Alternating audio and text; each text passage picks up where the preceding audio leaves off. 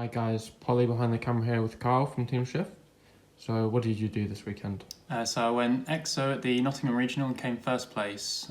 Chose to play Adventurer Tenyi. Obviously I was playing Sangas recently, but opted on a last minute change because just kept seeing all the DPE bricks a bit too much. So I want to play something a little bit more fun with some Tenyi cards that are honestly some of my favourite in the game. Okay, let's see the list. So obviously Adventure Tenyi, you've got the adventure stuff. So I'm not going to go over this at all. It's all just the standard. With the Foolish as well for the Enchantress, but obviously you can use this to send Tenyis and another card in the deck as well.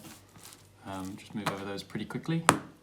Still think the Adventure Engine is just so broken, you just have to play it. And onto the Tenyis, play 3 of all of the good ones, so 3 Adhara, 3 Vishuddha, and 3 Ashuna. Wouldn't cut down any of these at all of them really pulled their weight all day. And with those, got the 3 Vessel as well. Definitely better than Circle in the deck. You've also got the Adventure token that you can use to have a live vessel. Just got you to either level 7 for your Red Rose or for the Tuner to make Hulk. Was really good all day.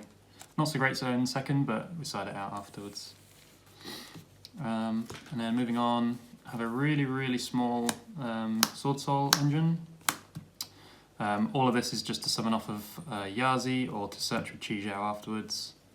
I noticed that some people are cutting Longion, saying that it's maybe surplus. I opted to play it because wasn't too familiar with how the Adventure and Tenyi cards work together, but it really came in clutch all day.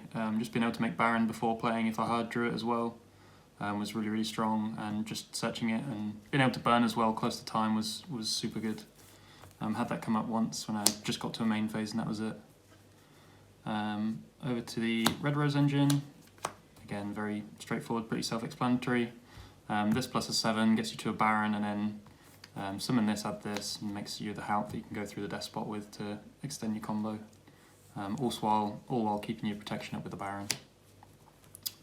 And then obviously the Despot, and also playing a Snow, because some hands you get to either end on the Hulk, or you can even make Shooting Riser turn 1, and having this for follow-up, especially with something like Blackout. Because if you have Snow and you banish Blackout on the second turn, this gives you the Tuner token that you can use to make a Berserk with just this alone, which is really good for pushing through boards. That's sort of it for the engine. So onto hand traps. I played 3 Ash and 3 Ogre, so the mainstays of the format, wouldn't cut down on any of these. And then 2 hand traps that I wasn't so certain of before the day, but would definitely just play them again, was 3 Veiler, which along with the others is just a tune that you can use alongside a Tenyi to make a Hulk with when you got the adventure stuff up. And honestly, the MVP card of the day was 3 Nibiru, just game winning every time it resolved. Was really on the fence about this card with the adventure stuff and them always having like Griffin up. But often they have to put it into another card, and then that plus a Veiler or that plus an Ogre just clears the board. And even then, if they don't quite get to that, just Nib on its own was just game winning. Wouldn't have changed anything about the main deck at all, I don't think.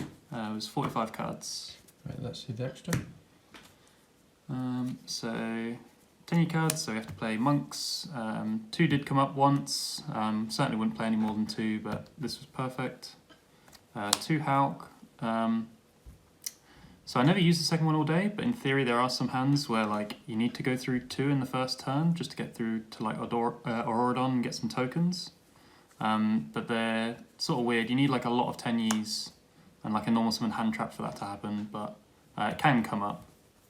And there wasn't a lot of other, like there was quite a bit of space that you could use to put this in, so it was fine. And then the Auroradon, again just for sort of the combos that you see in Swordsoul, but with a bit more impact with the adventure stuff. And then onto the Synchros, the 10s. One of each of the Swordsoul ones and a Baron.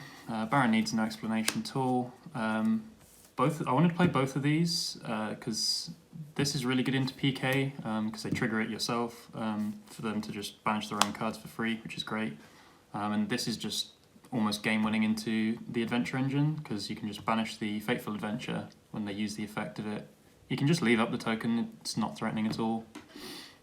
And then you still have half of the effect left to use to get you another banish on a monster they summon. So for example on Verte. And again with the long one I was able to summon this a lot more than decks without it would be able to. And then the 8s, just one Yugioh, one Berserker, one Baxia. So because there's a lower Sword Soul count, you don't need to be playing multiples of each of these. Very often you just have this for turn 1 and then this for Baron reviving a level 4 to be able to make this to push through and OTK the next turn. Berserker didn't come up all day, but again in theory it's good to have a generic one because both of these require worms, which again with the snow plus blackout interaction you want something like this to make. For the 7s we have Yazi and Shooting Raza, so this is obviously main part of your combo anyway, but even outside of that, just having this with a hand trap and an adventure token just to be able to push through a card and then give you some form of play when you get to tire with this was really, really strong. It not being able to be targeted was really, really good in things like Fogblade and even through Veiler and things like that as well. And then Shooting Raza again was a target to summon off of Hulk that can send you snow, or had one interaction come up with this where I dumped an Adhara to make it 6 and use it with the adventure token to make a Baron in my opponent's turn as well. So really, really versatile card. And then last 2 cards was Herald. So you can make this if you open a Shuna Engrave as well as going through the Despot stuff. You can use the Despot on a token to make this, and then the Shuna to summon out Adhara, and then that makes you the Yazi.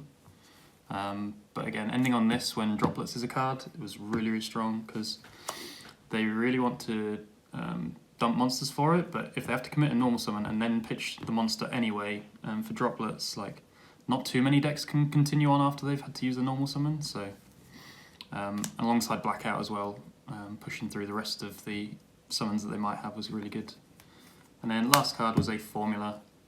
So sometimes if you get Droplet, like for example in round 6 I got Droplet for my board, bar the Hulk, was then able to use the Hulk to summon this, and then use this and Yugioh to make a 10 as well, and then with the Blackout being able to put Chengying on board, protect it, pop 2, banish another one, like just won me the game versus Drytron. Would there be anything you changed, maybe the second Hulk for anything else? Honestly, no, there's nothing that really came up. I was considering playing the Dark Charmer at one point, just for stealing stuff like DP out the grave, and you can use it with like Vishuda, but I think that would maybe be the only thing I'd even consider testing, let alone, but I don't think I'd change anything, no. That's really solid all day. And now on to the most useless part of my deck profile, because I didn't see a single one of these cards, let alone resolve one all day, but in theory they were all supposed to be good. So played 3 Droll, just the best hand trap for base decks I think, just shutting off the engine, especially with things like Illusion and Preps being played as well. Means that they're sort of just forced to make a Verte and maybe a Dagda if they can and pass on that, which is absolutely fine with the amount of hand traps to play. And Gammas as well. So with all of these, post side I have 18 hand traps going in, so it's almost impossible to not see one. And just having hand traps into the boards that people are putting out, like when you have Drago back and things to break whatever they've managed to put up, was great. I didn't play Droplets at all, so just relying on hand traps, but to be honest, if you hand trap them, like there's not too much of a board left for them to be worth dropletting anyway, so I didn't regret not playing it. And then was 1 token collector. This was just for Tenyi Swordsoul to be able to dump it going first with Shooting Raza. I did play against the deck, but this I didn't send it, it didn't come up.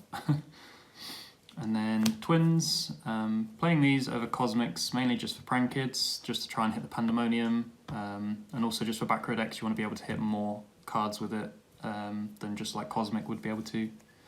And even then, dumping things like, for example, the Snow or just Tenyi cards means that this isn't too bad of an egg. Only played 3 Anti-Spellers Go First cards.